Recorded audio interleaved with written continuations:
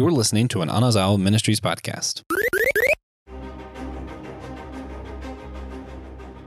How do we justify our desire for power? And how can evil like Sauron sneak in among us? Guys, we're finally doing it. We're just going to do a review of season 1 of Rings of Power. It's going to be a lot of fun. I'll go ahead and let you know. I love the show, so this is going to be a good time for me. But we're going to talk about what the critics had to say too.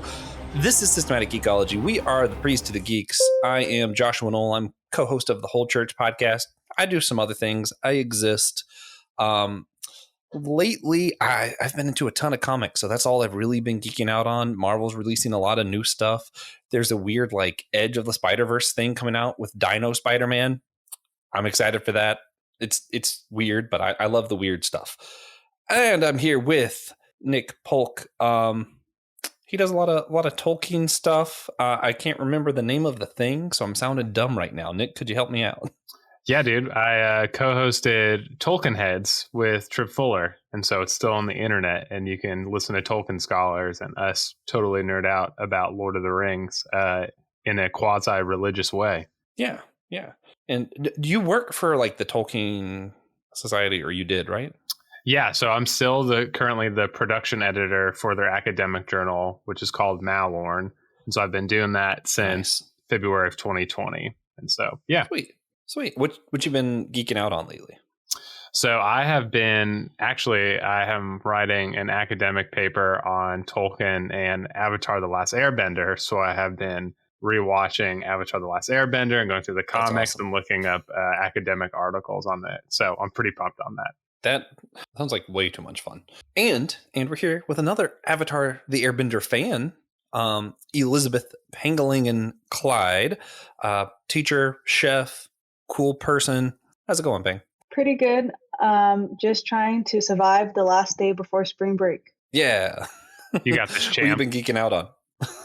I have been just watching a lot of feel-good rom-com romance anime, English dub, so I just don't have to think when I veg out. Yeah, I mean, that's fine. If you find where they do the English dub well, it's not that bad. Early One Piece, on the other hand, do not listen to English dub. One Piece is great, and it did not deserve that disrespect. With that, we're going to jump into today's topic before I go on a One Piece rant. And today, we're talking about Rings of Power. It was highly contended. A lot of controversy around this one. Really excited to kind of discuss why it was contended so much, why so many people loved it, why so many people hated it. And Penglingen, I don't even know if she knew of the show before like 2 weeks ago. And I was like, hey, watch this. So we're going to get someone's take who didn't have a lot of the baggage. We're going to get Nick and I talking about it, who had to endure all of the stupid complaints and maybe some good criticisms too. We both loved it. I'm just going to go ahead and bury the lead on that one. It's true. Yeah. I grew up with Lord of the Rings, right? I wasn't allowed to watch it until, I don't know, I was like 13, 14 or something, because there was so much violence in it. And then once I was like, this is awesome. And then I was like, man, I wish I could read the books, but I just don't like reading. And then it turned out I did like reading. I was just ADHD. So now I've read those books and The Hobbit and The Silmarillion and all the other extra stuff out there, because it's just so good. The Silmarillion is actually my favorite, but this is an opinion we share. Yeah, we both love the Silmarillion. And that's where a lot of this show comes from. It comes from the Second Age. So you're not going to hear anything about it in The Hobbit or Lord of the Rings. That's part of what's known as the Third Age. If you've heard me discuss the Ainulindale, that's like the First Age stuff. Fourth Age is our current time, basically. So, yeah, this is the Second Age. Amazon was given rights to do a show about it. There is a lot written in the Silmarillion, as well as the first Legendarium. So before Christopher came and redid a lot of stuff, Tolkien did have his own Legendarium, which is kind of like notes of stuff. And not all of it made it to the Silmarillion, but some of it snuck into the show. So that's kind of cool. So yeah, we get a lot of that stuff. There's still a lot of holes though. So this show got to take a lot of liberties trying to fill in holes, and maybe they changed some timeline stuff. So did the movies, if y'all forgot. So that's where we're at. That's what we're talking about.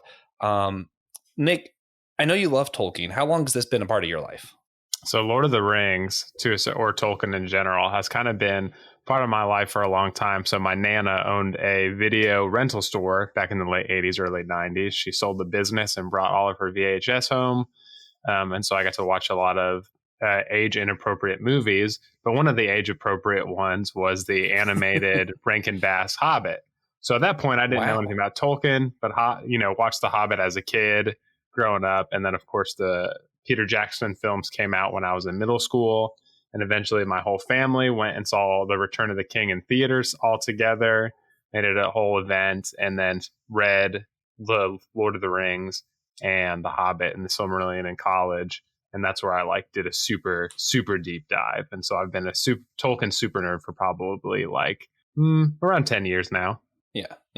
If we were ranking Tolkien nerds, I was probably the Tolkien nerd of the podcast until Nick showed up. He is the Gandalf avatar, if y'all are wondering. And now it's does Josh even know who Tolkien is? Not even true. Not even Nick true. runs circles around me, guys. He's awesome. And I didn't see that Hobbit cartoon until I was in college, actually. Oh, really? So I think it's funny that was your first introduction. I'm like, man, I didn't get to see that early. The best thing about funny. that are the songs. Total bangers, Yeah. front to back. Yeah. It's one of the few things where I'm glad Tolkien just didn't give Disney the rights, which if you didn't know, Disney did want to do that movie and he said no. Yeah. He didn't like how they did the dwarves in Snow White. Yeah, he hated Snow White. Yeah, which is hilarious to me because it was such a groundbreaking movie as far as animation and stuff goes, which we've done a review on that before. So I'll just drop that link below. Check it out. I won't bug you with that here now because I'll go on forever. Pang, I know you love Lord of the Rings. I know you're not as much a Tolkien geek as us, but what's your history with it? So I just really know the 3 movies, and I love the 3 movies. I always would side with Lord of the Ring over Harry Potter, even though my husband always fusses at me because I get the S wrong. So sometimes I say the Lords of the Ring, and I know it's Lord of the Rings, but it's fine, right? No, totally not fine. For super nerds. No, okay, totally. It's fine. I call the House of the Dragon right? House of Dragons, so whatever. Yeah, if I'm not paying attention, I'll put the S in the wrong. But I love the 3 movies, specifically Legolas. Love him, and I think that's why I kind of am obsessed with Lord of the Rings because I'm obsessed with Legolas. But other than that, just the 3 movies before watching the series on Amazon. Did you have a poster of blonde Orlando Bloom in your room when those movies came out? No, I did not. But he was the screensaver on the family desktop, how nice. the family Amazing. shared one PC desktop. It was him. Yes. Man, I was always a Gimli guy, but it's because I'm not a girl, probably. Gimli just had me laughing the whole movie, and I'm always I prioritize comedy. So this guy. And then the more I learned about the actor and how he actually behaved during the filming and stuff, I'm it's even funnier. It's great. Man, that's okay. So that's cool. So you never watched The Hobbit though? I remember watching The Hobbit once forever ago, and it didn't really strike me, so I never watched any more. I'm not a big prequel person. Once I know what happens, I don't really care what happens beforehand because I already know what happened now. Well, The Hobbit was first, so. But I didn't watch it first. I know what you mean. Okay, cool. So, Pang, we're gonna start with you so that we can say all of the things that were going on around the show later on. But since you didn't have all that, you didn't even know about the show, so you didn't hear any of the stupid drama. What was your take without all of that baggage and stuff? Just watching it for what it was. What did you think about Rings of Power? So I was really excited. Even though Legolas wasn't in, I think that was the first question I asked you when you asked me if I watched it. I was because I at least knew it was a prequel, so at least Legolas being an elf, he could have made it because he's immortal or something like that. But I wanted to love it. I really did. It was just so slow. I kept on waiting for it to pick up. And so I would end up doing dishes or cooking dinner, or it started being a background show. So then I felt like I missed a lot of key points. I even watched episode 1 twice, and I still feel like I missed stuff. Yeah, I think that's one of the few criticisms that I'm I get that. Some people just kind of have that opinion. For me, I watch all of the Lord of the Rings extended versions, and I still feel like they're not long enough. And I felt the same way about the show. Like, I'm like, I wish these episodes were like 3 times longer, because for whatever reason, even though I'm like super ADHD, most things I have a hard time paying attention to. I cannot sit through Zack Snyder's cut of Justice League, even though I think it's pretty okay. It's just hard to sit through all at once. But Lord of the Rings, I swear they could spend an hour just following a toad hopping in the Shire, and I'd be like, oh, heck yeah, I'm here for this. Like, there's something about the general vibe that I can just sit in and feel happy. And I think they got the vibe right in this. Maybe because I never read the book, so I don't know the vibe per se. But then I feel like with some areas, I looked away, or, you know, you kind of check Facebook or whatnot because double screen syndrome. And I'm like, wait, that happened? Like, so I feel like sometimes, like, why didn't they make me fall in love with the brother more before taking him away? I felt like that was a good, opportunity for me to like get emotionally invested. And so I never really found myself being emotionally invested into any of the characters per se. You mean Galadriel's brother?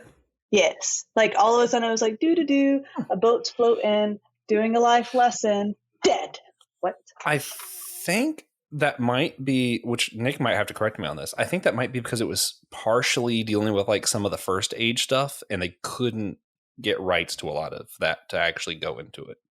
Yeah, so they only have so this most of the Second Age is told in the Silmarillion, like you said, but the only thing they have rights to are the appendices in the Lord of the Rings, which touches on some of like the minimal details of the Second Age.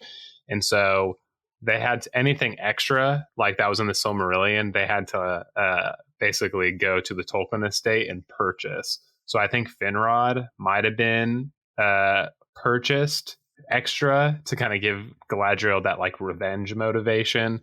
But yeah, that's why, because they basically had like limited money, limited time. But I think that's one of the weaknesses of the show to a certain degree as well, is like it's really hard for some characters to fall in love with because of like the slow pacing, and they did the whole mystery box thing. And so even like the Amazon stats they released were only like out of a majority, the average finish time, the average watch time was only 30%, 37% of the show watched. So a lot of people dropped off after 37% of the show was finished, because I think a lot of that slow mystery box, they weren't familiar with the Legendarium, and even some of the characters that were introduced kind of die off quicker or are hard to connect with in some cases. If it wasn't for this podcast, I would have dropped the show, to be honest. Yeah. Man. See, yeah, I did not feel that way. I was very emotionally attached to Galadriel, Elrond, even let's see if I'm getting the name right. Arondir? Is that how I say his name? Oh yeah. Yeah, I loved that guy. I thought he was so cool. I thought they did Gil-galad really well. Durin the Fourth, awesome. Also, third, I guess. I was really invested in the Stranger story, and I think just because of so the Stranger kind of being like everybody's assuming he's Gandalf, and I think they're stupid. But whatever. Not stupid. I just think that's a really wrong opinion. But I have my reasons. Where was I going? I did think just the mystery of him got me attached to the storyline, and then just kind of that he did a really good job of portraying kind of confusion, lost. Like you could tell he was out of place and didn't know who he was. And I was like, I have felt a lot of those same emotions, maybe not to that degree. So I was really able to attach to him, even with limited information. Yeah, I think the characters I loved the most were actually the ones that they made up. So like Arondir was a character that was original. He ended up being one of my favorites. And then Durin the Fourth is actually a made up character too. For Tolkien lore, only one Durin can exist at a time. So the dwarves believe that Durin reincarnated over generations. Yeah. And so Durin the Fourth and the Third couldn't exist at the same time. So, and of course, Durin the Fourth and his wife, Disa, which is also a made-up character, incredible. So those three ended up being my favorite characters. And I was actually skeptical of all of the original characters. And they ended up being my favorite. Oh, yeah. And the Durin thing, that's one of those changes, which I say this about a lot of the changes in the movies too. But it's one of those things like in the books, yes, that kind of mythology, it's cool. I'm glad you have it there. But when you're translating stuff to film or show, you kind of want more symmetry. So to be able to have that relationship with him and his dad and kind of have it parallel what's going on with Galadriel and some of the Elvish leaders was kind of cool to have that side by side. And I think the show would be missing a lot if they didn't do something like that. So I was okay with that change. I thought it was pretty cool. Yeah, I'm interested to hear what who your favorite characters were, Pang. Yes. This is going to sound really silly, but I love Nori just because it made me think of sushi. Because I really like food. I was like, yeah, go sushi. So silly, I know, but I was like, yay. No, that's great. I liked her a lot. I've just, the childlike spirit, but how does hobbits live a long time, like the elves and stuff? Because she looked like a child, but according to like other things, she could be 500 years old. I don't know. Does hobbits live a long time? They live the same length as men. Okay. But they kind of age differently. Like, so people in their hobbits come of age like in their 30s. So like the 20, like us, were, humans are like 21. Theirs are in their 30s, and so they age a little differently. Gotcha. Because I just assumed she was like a little kid, but now that I think about it, I'm like, is she a little kid? But I just like it because it always is like the younger generation bringing change to like the old fuddy-duddies type deal. So it's always refreshing pace. And she's smart too. She's not just like a naive little kid. I thought that was something that was really interesting too, is like, even though this is the second age, so it's way before the events of The Hobbit and Lord of the Rings, you still have a lot of this like newness kind of feeling, like this is like the young generation of heroes, but when you think about it, this is actually the old generation of heroes. So it's kind of like, this is kind of cool. Yeah. Okay, so before we get too into the weeds, because I know we're already kind of doing that. Nick, you are the production editor of Malorn, as you mentioned earlier, which is the academic journal of the Tolkien Society. So you're kind of the opposite of Pang on this. You had all the baggage, you heard all of the complaints, you heard all of the praise, you heard everything about this while it was going on. We both did, really. But could you kind of just break down, what were the biggest arguments both in favor and against the show that you heard, that you were aware of as it was going on? Yeah, I mean, at the beginning, the online fandom, even like when the trailer came out, the Super Bowl trailer, and even sometime before that when they were announcing the actors who were portraying characters. And it was both extremes. It was people who were like, this is terrible, and there was people who were just embracing it immediately. And I think a lot of that had to do with race.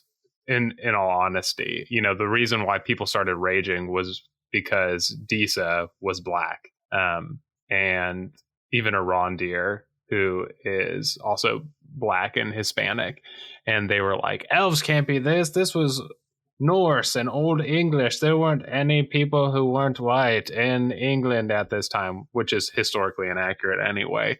So that was the big issue that tore the community apart, really, and there wasn't a lot of nuance until probably after the show finished. Yeah, it was really interesting to see a lot of the people complaining that, oh no, they should only be white people because it was based off Norse mythology, and we know that that's probably what Tolkien had in mind. Honestly, he probably pictured most of his characters as white. Whatever, times change, get over it. It's all like, they're fictional things anyway. But I digress. But the same people who were complaining about that would turn around as soon as the show was coming out. I was like, oh, no, it's not about race. The reason I don't like it is actually X, Y, or Z. And it's like, okay, but it was racist until you were able to come up with something else. Yeah. Like you actually already had a bias against this because you didn't like that it didn't look the way you thought it should. Well, and one of the things too, so in some of my academic studies, I study adaptations and also memes. And so I ended up, I'm in a lot of Lord of the Rings meme spaces. And of course, on Reddit, a bunch of Rings of Power meme pages started popping up. And all of them were negative. And even like the main Lord of the Rings meme pages had banned people if they posted Rings of Power memes because of the negativity that it would instill. You could post anything else about The Hobbit, which people didn't really like, and you didn't have a problem. But then as soon as you were like, hey, Rings of Power memes, haha, it was just comment threads of just negativity and name calling. Yeah. Now, while we're on the kind of stuff that I think is like the shallow, stupid end of the complaints, there was also the complaint of Durin. There was a female dwarf. Right. And she didn't have a beard. Oh, to be fair, one of the more accurate criticisms. I need Disa with a damn beard. Okay. Yeah. I think if I'm remembering right, Tolkien actually verified that there are girl dwarves, but they have beards. Yes. Yeah. So the fact that she didn't have a beard kind of goes against actual lore. But also, literally, who cares? Yeah, so true. Maybe she waxed it. Maybe she does have a beard. And she just waxed it. Y'all don't know her life. Yeah, she's making a statement. Yeah, true. Yeah. Let's see. Yeah, and then there was like timeline stuff people were complaining about because Galadriel should be with her husband right now, all this other stuff. I think there was a ton of complaints about Galadriel specifically. Yeah, and I think these are some of the more nuanced stuff. I think, a lot of the crybaby content creators that I like to call them, who they were saying that Galadriel has like the Amazon warrior woman, kind of trope.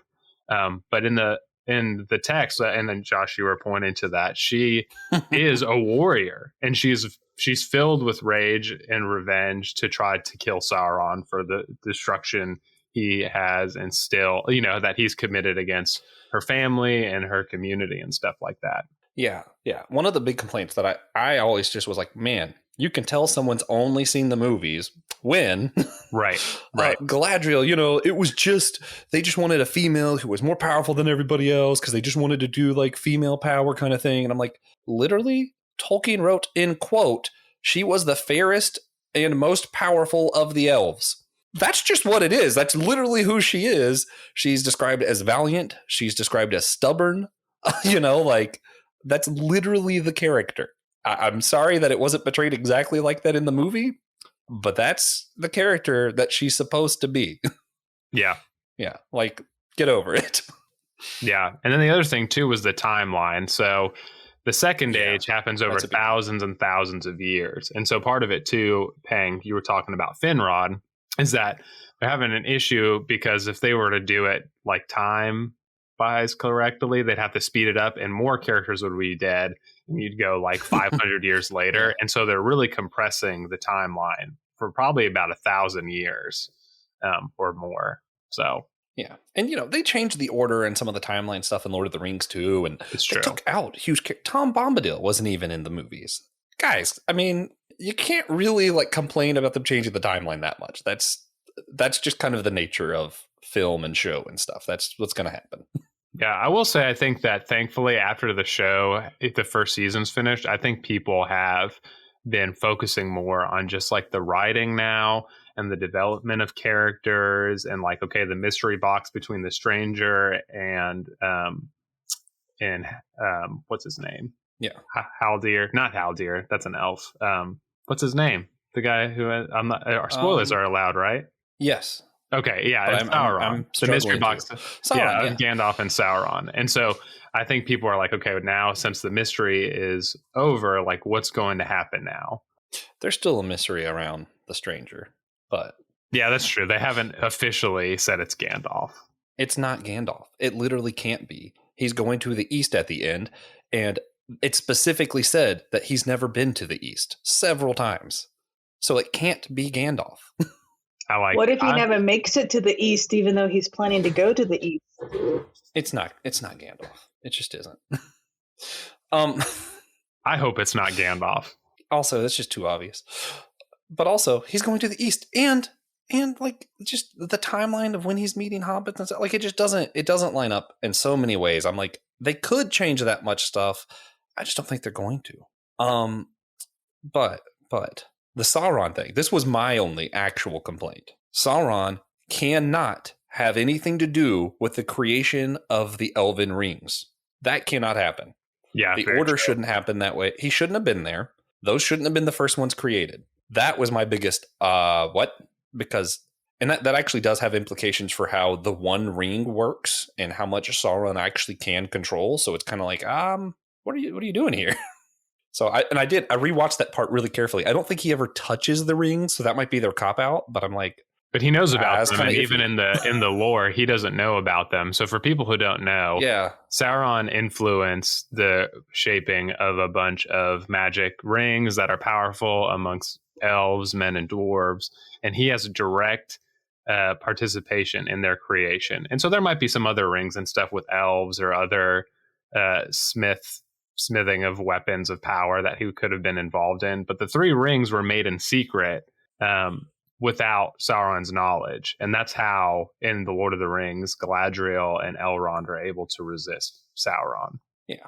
And doesn't Gandalf have one of the rings at one point, too, in the movies? Mm-hmm, he does. Yeah. Yeah. So I'm like, that's why that's the only thing that I was like, I have an issue with them changing that, because that's actually a big deal. But the rest of it, I thought the changes were fine. What was the biggest, to get on a positive note before we switch to stuff that Payne cares more about?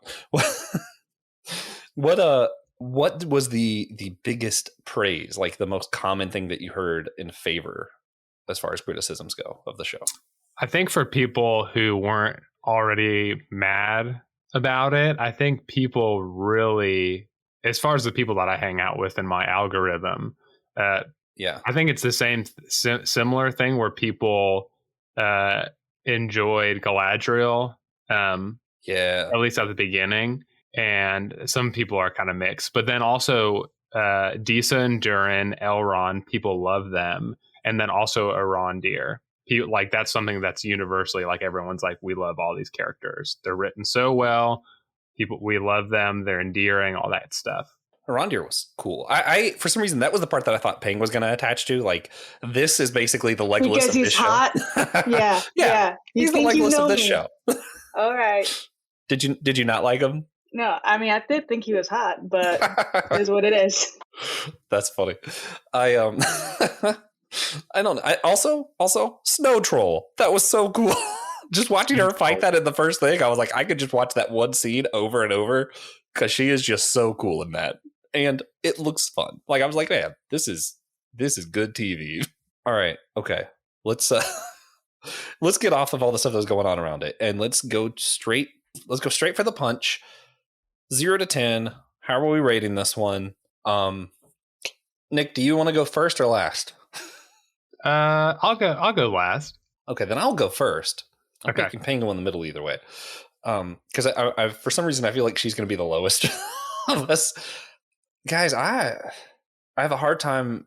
I don't know if I want to give it a 10 or not. The only reason I wouldn't would be because of the 3 ring things at the end, but because I don't know what they're going to do with that, I'm going to give them grace. I'm going to assume they're going to find a way to explain that well. I'm going to give it a 10. I can't think of a show that I enjoy more. I like Doctor Who just as much, but this was top tier for me.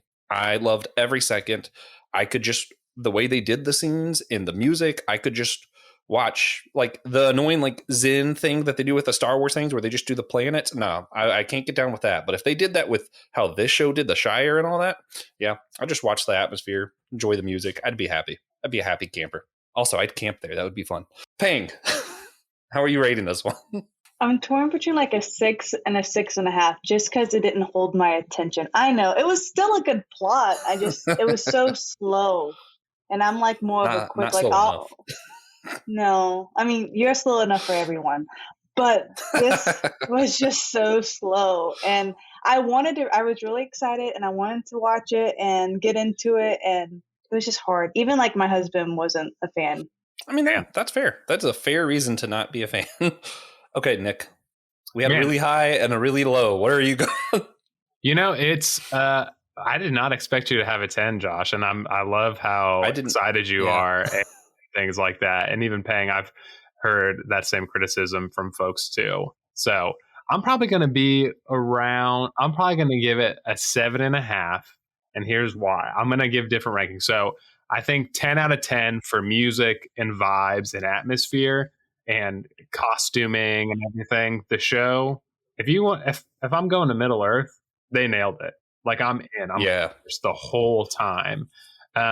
Some of the writing for me isn't quite there yet. Not even just the stuff that's tied to the lore. And so one of the things too is that they talk about Mithril being, potentially a byproduct of the Silmaril for people like that, which is super accurate, but it's a great plot point. It fits for motivation and things like that. But I think some of the character stuff is a little inconsistent. Like, there are parts of Galadriel where she's, as a warrior too, she's also supposed to be a diplomat. And I think that when she gets to Numenor, she's a little too feisty and she doesn't really good at diplomacy, which is not part of her character even that early on.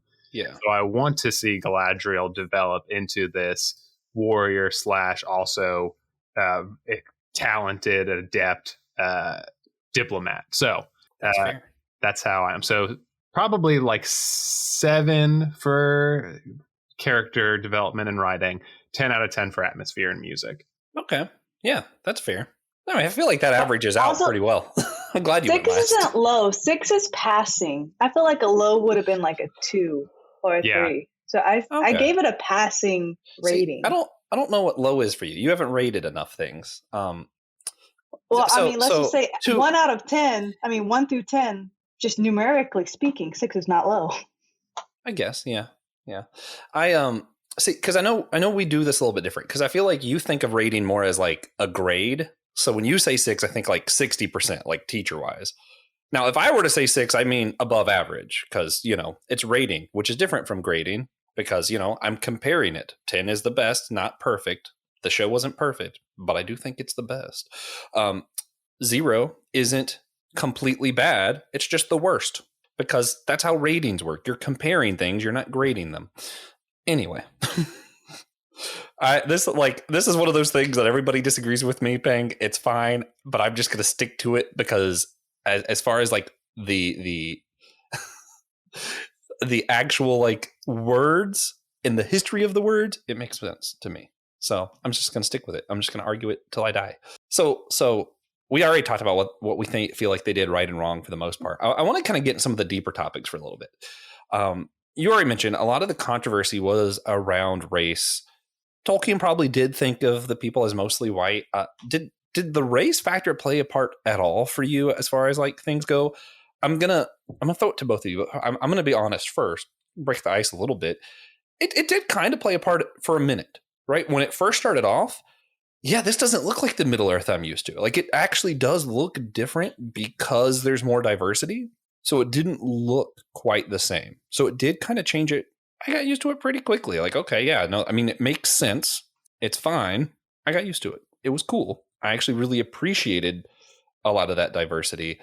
But I do understand it. The whole thing does look different. It does have a slightly different vibe because of that. Let's go Peng first. I like saving Nick for last. This is fun. Did any of like the racial stuff anything for you? Like, did you even think about it? Because like you didn't hear all this, so you might not have even thought about it. Even the girl dwarf didn't. I was like, oh, look at his little boo thing. That's cute. They got a cute little relationship. Like, I'd be mad too if my friend didn't call me for 20 years and I got married and had kids. I was like, this makes perfect sense. Yeah, I love their relationship. They were awesome. Okay. All right, Nick. Yeah. It was a no for me. And, I think in our culture, there's like, especially when it comes to representation and other things like that in media, that there's almost like a right and wrong way. And I think there's tokenization, right? Where they're like, we have a bunch of extras and we put a bunch of people in there and there you go, diversity. And there isn't really a highlight on just the skills and just the abilities that any person or actor would have. And I feel like Amazon did that, where they were just like, we want actors to come in, people who are good, who represent these characters. And I think they did that really well. Yeah. So as the Tolkien guy, I do have a couple questions. Yeah. One, because I don't know how well I paid attention to this. So a lot of the times people complain about like the Disney live action remakes, like, oh, they changed Tinkerbell's race. I can get behind some of the Ariel stuff because race actually plays a part of that story. So changing the race is kind of weird, but whatever. I don't care that much. For those who don't know, Ariel has a black sister. So the original story actually does involve some of that story, and they could have just incorporated that. I don't know why they didn't. For this, did they change any character's race though? Or was it just the new characters where they instead of, like, let's make these white characters something else, did they make whole new characters to uplift is what I'm wondering. It's really hard to say in Tolkien because he's super vague. Now, there are generalizations that he makes about certain groups of people. So Numenorians, who are generally fair skinned. They're also like 9 foot tall, so they're supposed to be like way taller than any other person in Middle Earth, which obviously did not happen. And so Queen Muriel is obviously not white, which potentially could be argued is not in line with Tolkien's general description of Numenorians, but we don't know. And so Tolkien never really even talks about characters' skin color unless they're usually women in particular, where he usually talks about fair skinned. So it's arguably yes, but also it's Tolkien's super vague when it comes to describing people's skin tone. Which actually says a lot when you think about it, because Tolkien was extremely detailed about pretty much everything else. Yeah. And I did like that they had some of these new characters, though. The other thing was, do you think, mind you, different times, we all need to understand that things change, we learn, we get better. Do you think Tolkien himself at that time would have had a problem with the characters being portrayed this way? That's a great question. I'm thankful that he does not have access to Twitter, because I do not want to know what this man could potentially say. And I don't know, honestly, because even when people did adapt things, or even sent him scripts or proposals to adapt, he was very polite in his criticisms. Now, when his private correspondences with people he cared about, he was a lot more vicious. But he was kind of a stickler for some things. He was very much not a fan of how Narnia was just like random stuff combined. He's like, that's not how mythology works. You can't just do that. That's where I was like, I could see him maybe, but it wouldn't be because it was a race thing. It was just because he was really particular about certain things. I could see maybe, but also I feel like for the most part, he was a lot looser with how people interpreted his works than his son ended up being. But I would say for people who are interested in that topic, there's a great book called Tolkien Race. Oh gosh. And I can't remember the rest of the title, by Dimitra Fimi. And she talks about Tolkien's development of race in his works. And it's a really insightful book. Yeah. That does sound interesting. Okay. Pang's bored. I'm going to go to the next question and let her answer first. So both the story in the Silmarillion and even in the story in this series, they do it a little bit differently, but it revolves around Sauron tricking the different races. So humans, elves, dwarves. I don't think hobbits never get any rings. Now think about it. Anyway, I've never thought of that for some reason, but he tricks them all into creating rings, basically because different scenarios that either he directly plays a part in or just, circumstances. He's like, oh, well, you need more power. The way you're going to deal with this is these rings. So in this storyline, he mentioned there's this whole like mithril thing that's messing with the tree that the elves have. And they're really concerned about their own life, like eternal beings, which is just a weird thing to think about. So the only way to fix it is by having more power. So rings, thus the title Rings of Power, right? So, the later seasons, you're going to see the dwarves being really desperate. And so they're even willing to go to Sauron, and he gives them rings so that they have power and their problem solved. And they already kind of buried some hints about the Balrog and different things that might cause that in the show. Humans is going to be the same thing, even though later on, see, the elves didn't know in this, but later on, they know that that's Sauron. And they're still willing to do it because they're so desperate for power for whatever reason.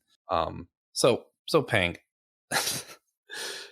how do we see people, or do you see people justifying, like now in today's world, this same need for power? And I mean, what do we think about it? Like in some sense, we'll start with a show.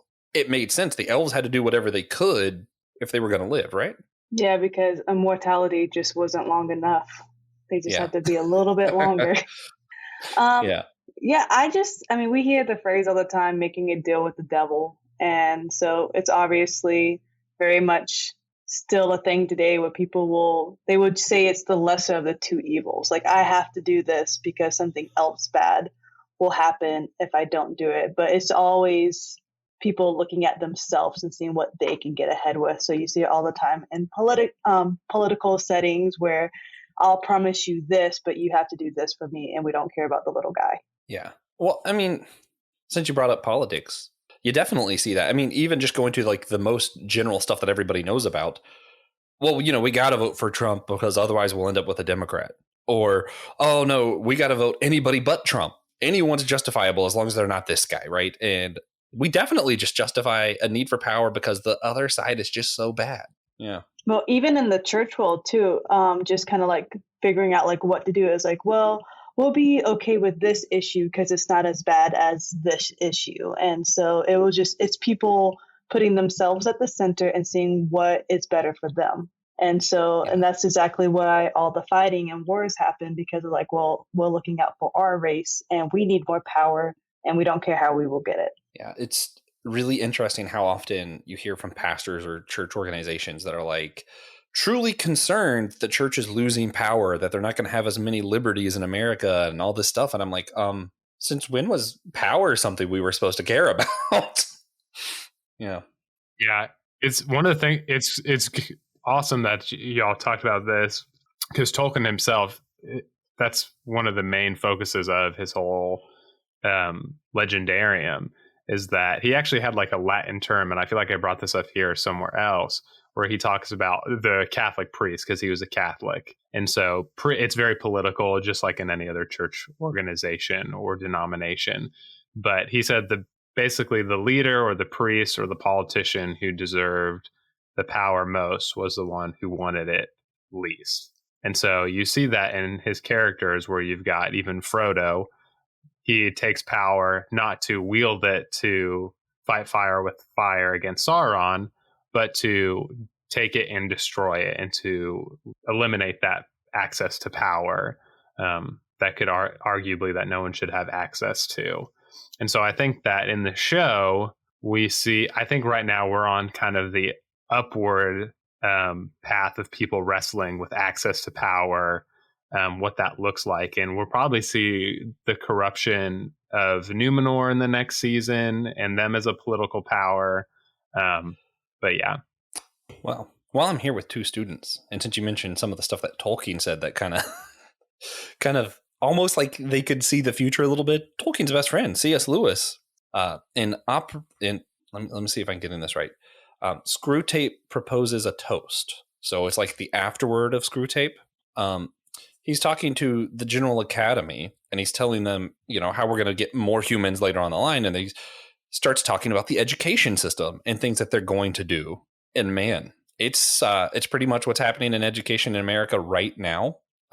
If you look at like what he proposes as far as making the smart students learn at the level of the dumbest students, the way that he words it sounds very much like the No Child Left Behind stuff with Bush. And I'm like, did Lewis just know? Like, did Lewis and Tolkien just know what was going to happen? Like, it's incredible.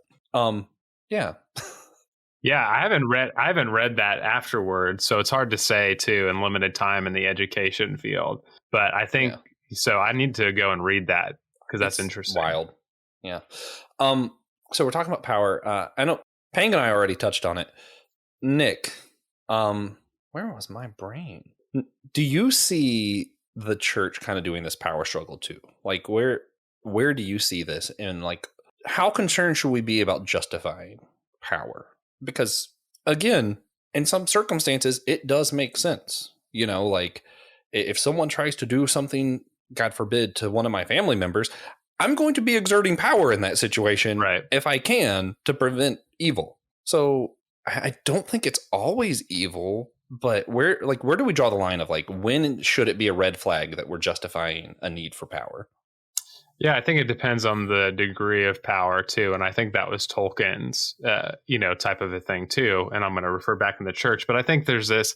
I mean, it's been going on forever in different ways. We just have social media, and so we have access to things quicker and at a higher rate, in my opinion. And so I think that we see people arguing, is America a Christian nation? Obviously, we're here in the U.S., so we're putting it in those contexts, in those terms. And then I hang out, I'm on more on the left side of the spectrum politically. And so I hang out in those internet spaces. And so a lot of people talk about violence against, the state or other places. And even the church, people talk about committing violence against church folks or church property.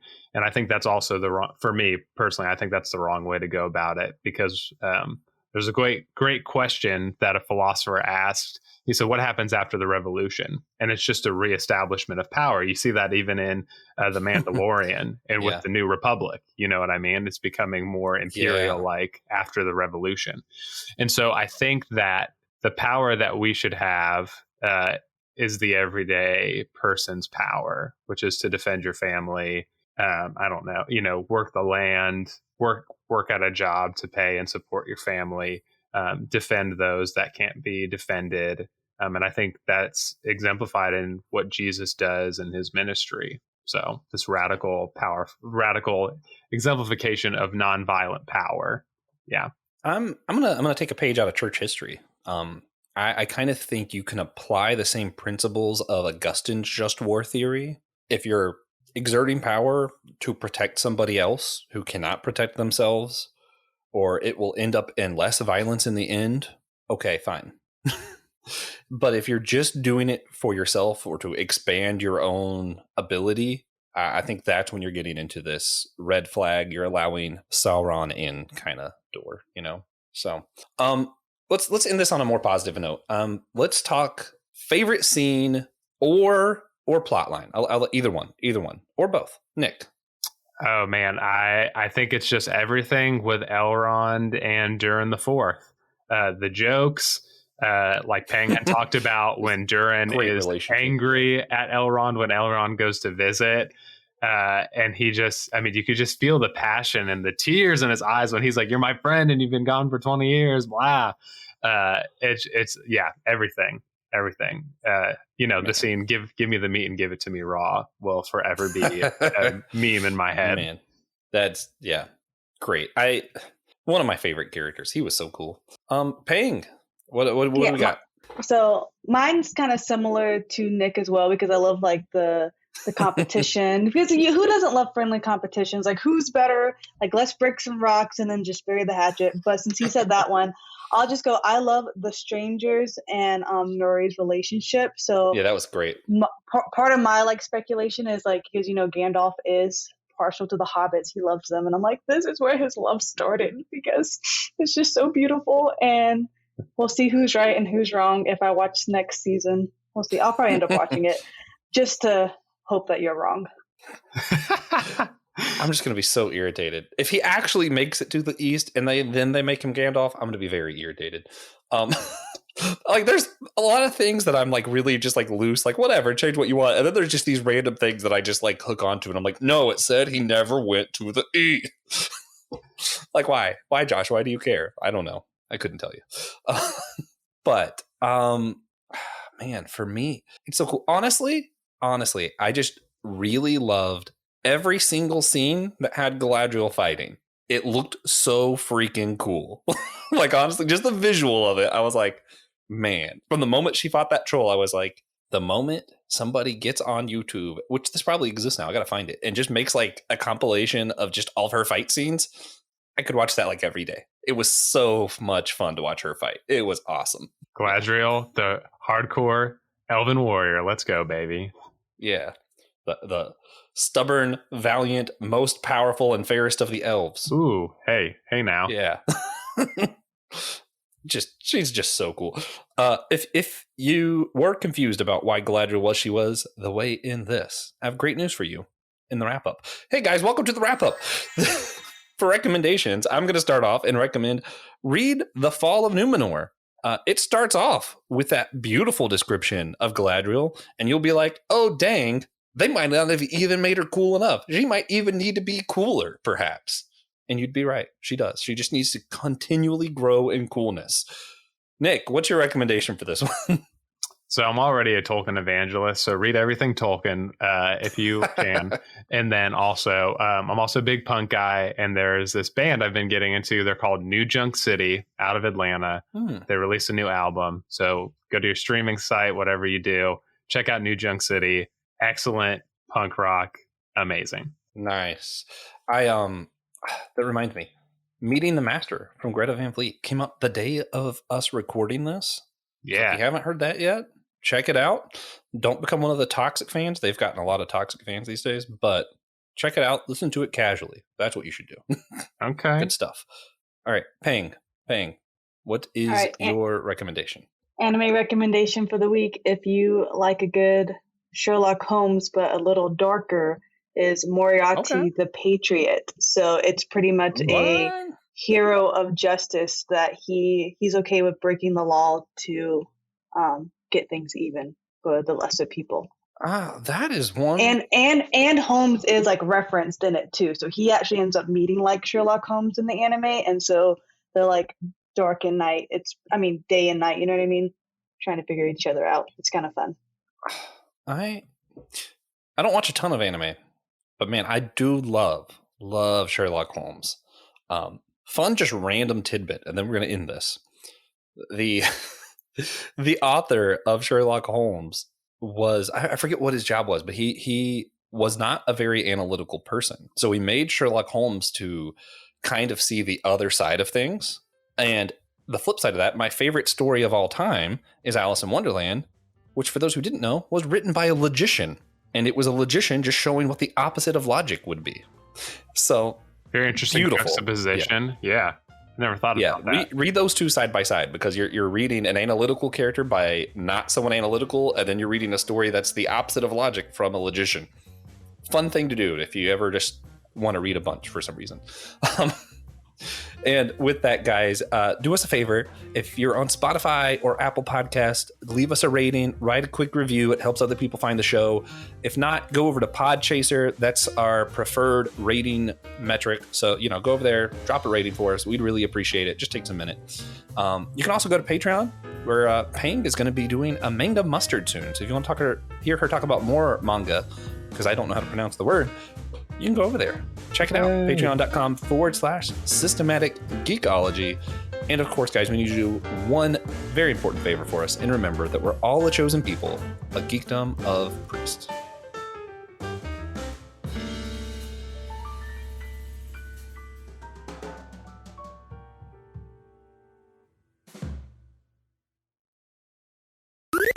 This was an Anazao Ministries podcast. If you enjoyed this show and would like to learn more about our network, be sure to check out the Anazao Ministries podcast network.